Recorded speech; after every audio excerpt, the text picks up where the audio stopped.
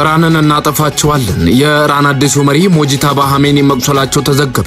1 ሊትር ነዳጅ እንኳን በሆርሙዝ ወሽመጥ እንዲያልፍ አንፈቅድም። የኢራን አብዮታዊ ዘብ IRGC አሜሪካና እስራኤል ጥቃታቸውን ካላቆሙ ዓለምን በነዳጅ እጥረት እናንቀጠቅጣለን። ፕሬዝዳንት ትራምፕ በኢራን ላይ ከዚህ የከፋ ብዙ ነገር ልናደርግባቸው እንችላለን አሉ። ዛሬ ከሰዓት በኋላ ልናጠፋቸው እንችላለን፣ እንዲያውም በአንድ ሰዓት ውስጥ አገሪቱን በጭራሽ መልሰው ሊገነቧት በማይችሉበት ደረጃ በትክክል እናጠፋቸዋለን ይላሉ። ጦርነቱ እንዲያበቃ በፈለኩ ጊዜ ያበቃል ፕሬዝዳንት ትራምፕ። የአሜሪካው ፕሬዝዳንት ዶናልድ ትራምፕ ለአክሲዮስ የዜና ወኪል ከኢራን ጋር የሚደረገው ጦርነት በቅርቡ ያበቃል ሲሉ ተናግረው ምንም ዕላማ የሚደረግ የቀረ ነገር የለም አሉ። ዶናልድ ትራምፕ ቅዳሜ ዕለት አሜሪካ በኢራን ላይ የአየር ጥቃትን ስትጀምር የአገሪቱን የሚሳኤሎችና የሚሳኤል ኢንዱስትሪ ሙሉ በሙሉ ይደመሰሳል ብለዋል። የሐሳብ ልዩነት ተፈጠረ። በትራምፕና በእስራኤል መካከል በኢራን ጉዳይ የሐሳብ ልዩነት ተፈጥሯል። የአሜሪካው ፕሬዝዳንት ዶናልድ ትራምፕ ከኢራን ጋር ያለው ጦርነት በቅርቡ እንደሚጠናቀቅና በፈለግኩት ጊዜ እንዲያበቃ ማድረግ እችላለሁ ሲሉ በራስ መተማመን ገልጸዋል። ኢራን በካሊፎርኒያ ላይ በድሮን ጥቃት ለመሰንዘር አቅዳለች ሲል FBI አስጠንቅቋል። የአሜሪካ የደህንነት ተቋማት በከፍተኛ ንቁ ሁኔታ ላይ ይገኛሉ። የአሜሪካ የፌዴራል ምርመራ ቢሮ FBI ባወጣው አስቸኳይ ማስጠንቀቂያ ኢራን በአሜሪካ ግዛት በሆነችው ካሊፎርኒያ ላይ በድሮን ጥቃት ለመሰንዘር ማቀዷን ይፋ አድርጓል። ሰላምና ጤና በያላችሁበት እየተመኘው ውድ የቲኩስ ኢንተርቴይንመንት ቤተሰቦች ለሳቱ ያስኳቸውን አጫጭር መረጃዎች አስደምጣችኋለሁ። በየሳቱ የሚለቀቁ መረጃዎች በፍጥነት ወደ እናንተ እንዲደርሱ ሳብስክራይብ በማድረግ ጀምሩ።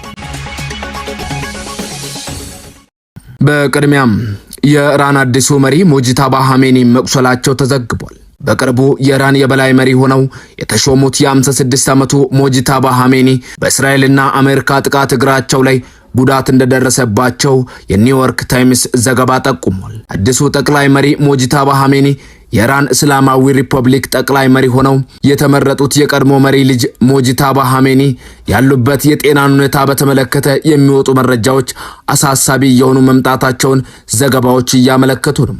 የአዲሱ ጠቅላይ መሪ ደህንነት እንዲሁም ከተመረጡ በኋላ ለህዝብ በይፋ አለመታየታቸው አጠያያቂ ከመሆኑ በተጨማሪ ለኢራን መንግስት ቅርበት ያላቸው ምንጮች የሚሰጧቸው መረጃዎች የሞጂታባ ጤንነት ላይ ጥያቄ ፈጥሯል። በቆጵሮስ የኢራን አምባሳደር የሆኑት አልሬዛ ሳላሪያን ለብሪታንያው ጋዜጣ ዘጋርዲያን ጠቅላይ መሪው እግርና እጆቻቸው ላይ ጉዳት እንደደረሰባቸው ሰምቻለሁ፣ የመቁሰል ጉዳት ስለደረሰባቸው ሆስፒታል እንደሆኑ አስባለሁ ሲሉ ተናግረዋል። የሞጂታባ ደህንነት ጉዳይ አነጋጋሪ መሆኑን ተከትሎ የፕሬዝዳንት ማሱድ ፔዚሽኪያን በቴሌግራም ገጹ ላይ ጠቅላይ መሪው ጉዳት እንደደረሰባቸው የሚገልጹ ሪፖርቶችን አይቻለሁ በማለት ነገር ግን ሞጂታባ ደህና መሆናቸውን ማረጋገጡን ጽፏል። በተጨማሪ ሰኞ ዕለት የሞጂታባ መመረጥ ዜና ከወጣ በኋላ የኢራን መንግስት ቴሌቪዥን ጉዳት ደርሶባቸው እንደነበር ቢጠቅስም ምንም አይነት ዝርዝር ግን ሳይሰጥ ቀርቷል። ቆጵሮስ ያሉት የኢራን አምባሳደር ጨምረው እንዳብራሩት ሞጂታባ ኻሜኒ ጉዳት የደረሰባቸው አባታቸውና ሌሎች 5 የቤተሰባቸው አባላት በተገደሉበት ጥቃት መሆኑን አመልክተዋል። ሞጂታባ የኢራን ጠቅላይ መሪ ሆነው ከተሰየሙ 3 ቀናት ያለፏቸው ቢሆንም እስካሁን ከሳቸው በኩል ምንም አይነት መልእክት አልተሰማም። በአደባባይ አልታዩም ወይንም ንግግር አላደረጉም። አምባሳደሩ ይህንን በተመለከተ ለዘጋርዲያን እንደተናገሩት በየትኛውም ሁኔታ ውስጥ ንግግር ለማድረግ የሚፈልጉ አይመስለኝም ብለዋል። በመጀመሪያው ቀን የአሜሪካና እስራኤል ጥቃት የተገደሉ ወታደራዊ አዛዦች የቀብር ስነ ስርዓት በትላንትናው ዕለት የተፈጸመ ሲሆን ነገር ግን ጠቅላይ መሪው ሞጂታባ ኻሜኒ አልተገኙም። በቆጵሮስ የኢራን አምባሳደር ለጋዜጣው ሟቹ አያቶላህ አሊ ኻሜኒ በህይወት እያሉ የሃይማኖት መሪዎች ልጃቸው እንዲተካቸው ጥያቄ ቢቀርብላቸውም የቤተሰብ ስርዓት እንዲሆን እንደማይፈልጉ በመግለጽ መቃወማቸውን ተናግሯል። ነገር ግን ከአባታቸው መገደል በኋላ የከፍተኛ ሊቃውንቱ ጉባኤ ሞጂታባን ለመሪነት በመሰየም ኃላፊነቱ ያንተ ነው መቀበል አለብህ በማለት ለመሪነት እንደመረጧቸው ገልጿል። የአያቶላ ሐሜኒ ግድያን በተመለከተም መኖሪያ ቤታቸው ከፕሬዝዳንታዊ ቤተ መንግስት አቅራቢያ ስለነበር ጥቃቱ ሲፈጸም ምስታቸው፣ ሴት ልጃቸው፣ ባሏና የ14 ዓመት ልጇ ጭምር መገደላቸውን አረጋግጧል። 1 ሊትር ነዳጅ እንኳን በሆርሙዝ ወሽመጥ እንዲያልፍ አንፈቅድም።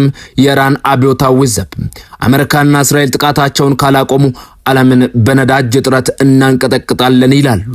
የኢራን እስላማዊ አብዮታዊ ዘብ IRGC ባወጣው እጅግ ጠንካራ መግለጫ አሜሪካና እስራኤል በኢራን ላይ የሚሰነዝሩትን ወታደራዊ ጥቃት በአስቸኳይ ካላቆሙ የሆርሙዝ ወሽመጥን ሙሉ በሙሉ በመዝጋት የዓለምን የነዳጅ ንግድ እንደሚያሰናክሉ አስጠንቅቀዋል። 1 ሊትር ነዳጅ እንኳን ከባሕረ ሰላጤው ሀገራት ተነስቶ በወሽመጡ በኩል ወደ ውጭ እንዲወጣ እንደማይፈቅዱ የገለጹት የIRGC አመራሮች ይህ እርምጃ ለደረሰባቸው መጠነ ሰፊ ጥቃት ተመጣጣኝ ምላሽ መሆኑን ገልጸዋል። ፕሬዝዳንት ትራምፕ በኢራን ላይ ከዚህ የከፋ ብዙ ነገር ልናደርግባቸው እንችላለን አሉ። ዛሬ ከሰዓት በኋላ ልናጠፋቸው እንችላለን። እንዲያውም በአንድ ሰዓት ውስጥ ሀገሪቱን በጭራሽ መልሰው ሊገነቧት በማይችሉበት ደረጃ በትክክል እናጠፋቸዋለን ብለዋል። ጦርነቱ እንዲያበቃ በፈለኩ ጊዜ ያበቃል። ፕሬዝዳንት ትራምፕ የአሜሪካው ፕሬዝዳንት ዶናልድ ትራምፕ ለአክሲዮስ የዜና ወኪል ከኢራን ጋር በሚደረገው ጦርነት በቅርቡ ያበቃል ሲሉ ተናግረው ምንም ዕላማ የሚደረግ የቀረ ነገር የለም አሉ። በኢራን ላይ የሚካሄደው ጦርነት እንዲያበቃ በፈለኩ ጊዜ ሁሉ ያበቃል ሲሉ ትራምፕ መናገራቸውን የዜና አውታሩ ዘግቧል። አሜሪካ ከእስራኤል ጋር በመሆን ኢራን ላይ ጥቃት መፈጸም የጀመረችው የካቲት 21 2018 ዓ.ም ነበር። የእስራኤል መከላከያ ሚኒስትር እስራኤል ካቲዝ ረቡዕ ዕለት ጦርነቱ ያለምንም የጊዜ ገደብ ይቀጥላል ብለው ነበር። ካቲዝ እንዳሉት ጦርነቱ አስፈላጊ እስከሆነበት ጊዜ ድረስ እና የእስራኤልና የአሜሪካ የጋራ ዘመቻ ሁሉም ኢላማዎች እስኪሳኩ ድረስ ይቀጥላል ሲሉ መናገራቸውን ሮይተርስ እና ዘ ታይምስ ኦፍ ኢዝራኤል ዘግቧል። የሐሳብ ልዩነት ተፈጠረ። በትራምፕና በእስራኤል መካከል በኢራን ጉዳይ የሐሳብ ልዩነት ተፈጥሯል። የአሜሪካው ፕሬዝዳንት ዶናልድ ትራምፕ ከኢራን ጋር ያለው ጦርነት በቅርቡ እንደሚጠናቀቅና በፈለኩት ጊዜ እንዲያበቃ ማድረግ ይችላል ሲሉ በራስ መተማመን ገልጸዋል። ፕሬዝዳንቱ አክለውም ከተካሄዱት ተከታታይ ጥቃቶች በኋላ አሁን ላይ በኢራን ውስጥ ምንም ኢላማ የሚደረግ የቀረ ነገር የለም ብለዋል። በአንጻሩ የእስራኤል መከላከያ ሚኒስትር እስራኤል ካቲዝ ጦርነቱ ያለምንም ጊዜ ገደብ እንደሚቀጥል በግልጽ ከትራምፕ የተለየ አቋም አንጸባርቀዋል። ይህም በሁለቱ ሀገሮች መካከል የጦርነቱን ፍጻሜ በተመለከተ ግልጽ የሆነ የስትራቴጂ ልዩነት መኖሩን አመልካች ሆኗል። እስራኤልና ኢራንም ዛሬም በዘመናዊ ጦር መሳሪያዎች እየተለበለቡ ነው። ዜጎችን እያስበሉ፣ ከተሞችን እያወደሙ አጸፋ እየተመላለሱ ይገኛሉ። በሌላ በኩል አሜሪካ በ72 ሰዓታት ውስጥ ብቻ ለጦር መሳሪያ ያወጣችው ወጪ አነጋጋሪ ሆኗል። አሜሪካ ከእስራኤል ጋር ሆና በኢራን ላይ የከፈተችውን ጦርነት ተከትሎ በመጀመሪያዎቹ 72 ሰዓታት ውስጥ ብቻ ለጦር መሳሪያዎች ከፍተኛ ወጪ ማውጣቷ ተዘግቧል። የጀርመኑ የጦር መሳሪያ አምራች ራሂን ሜታል ግምትን ዋቢ አድርገው የወጡ መረጃዎች እንደሚጠቁሙት ከሆነ በመጀመሪያዎቹ 3 ቀናት 72 ሰዓታት ውስጥ እስከ $4 ቢሊዮን የሚያወጡ የጦር መሳሪያዎች ጥቅም ላይ ውለዋል። ሌሎች ዘገባዎች ደግሞ በመጀመሪያዎቹ 48 ሰዓታት ውስጥ ብቻ የወጣው ወጪ $5.6 ቢሊዮን ሊደርስ እንደሚችል ጠቅሰዋል። በዚህ አጭር ጊዜ ውስጥ ብቻ ወደ 400 የሚጠጉ የክሩዝ ሚሳኤሎች ተተኩሰዋል። የኢራንን ጥቃት ለመመከት ደግሞ 800 ያህል የአየር መከላከያ ሚሳኤሎች ጥቅም ላይ ውለዋል። በኢራቅ በጀልባ ላይ የተጠመዱ ቦምብ በሁለት ነዳጅ ጫኝ መርከቦች ላይ ጥቃት መፈጸሙን የወደብ ኩባንያዎች አስታውቋል። በአገሪቱ በስራ ከተማ አቅራቢያ ዛሬ ሌሊት በተፈጸመው ጥቃት መርከቦቹ በእሳት የተያያዙ ሲሆን የአንድ ሰው ሕይወት ማለፉን የኢራቅ ወደቦችን የሚያስተዳድረው ኩባንያ ገልጿል። አደጋውን ተከትሎ በመርከቦቹ ላይ የነበሩ 25 ሰዎችን ሕይወት ማትረፍ መቻሉንና ሌሎች ሰዎችን ለመታደግ ፍላጋዎች መቀጠላቸውን የኩባንያው ኃላፊ ጠቅሶ ሮይተርስ ዘግቧል። ጥቃቱ የኢራን እንደሆኑ በታመነባቸው 2 ጀልባዎች ላይ በተጠመደ ቦምብ መፈጸሙ የተገለጸ ሲሆን ተጨማሪ ምርመራ እየተደረገ ነው ተብሏል። ጥቃቱን ተከትሎ የኢራቅ የነዳጅ ጫኝ መርከቦች ሙሉ በሙሉ እንቅስቃሴ ማቆማቸውን ነው የተገለጸው። በሁለቱ ነዳጅ ጫኝ መርከቦች ላይ የተፈጸመውን ጥቃት ጨምሮ በቀጠናው ከሰሞኑ መጠነ ሰፊ ግጭት ከተጀመረ ወዲህ 16 መርከቦች የጥቃት ሰለባ መሆናቸውንም ዘገባው አመልክቷል። ዶናልድ ትራምፕ ቅዳሜ ዕለት አሜሪካ በኢራን ላይ የአየር ጥቃትን ስትጀምር የሀገሪቱ ሚሳኤሎችና የሚሳኤል ኢንዱስትሪ ሙሉ በሙሉ ይደመሰሳል ብለዋል። ነገር ግን ስለ ኢራን ድሮኖች ያሉት ነገር አልነበረም። ጦርነቱ ከተጀመረ ሳምንት ያለፈው ሲሆን ኢራን የሀገራትን የአየር መከላከያን ለማጨናነቅና በቀጠናው ትርምስ ለመፍጠር በማሰብ በመካከለኛው ምስራቅ በሚገኙ ኢላማዎች ላይ ከ2000 በላይ ርካሽ ድሮኖችን አስወንጭፋለች። እነዚህ አጥፍቶ ጠፊ ካሚካዚ ሻሄድ ድሮኖች ከኢላማቸው ጋር በሚጋጩበት ጊዜ የሚፈነዱ ፈንጆችን ይዘው ከፍተኛ ጉዳት ያደርሳሉ። እስካሁን በአሜሪካ ወታደሮች ላይ እጅግ የከፋው ጉዳት የደረሰው አንድ ድሮንን በኩዌት የሚገኝ ጦር ሰፈርን መትቶ 6 የአሜሪካ ወታደሮች በመገደላቸው ነው።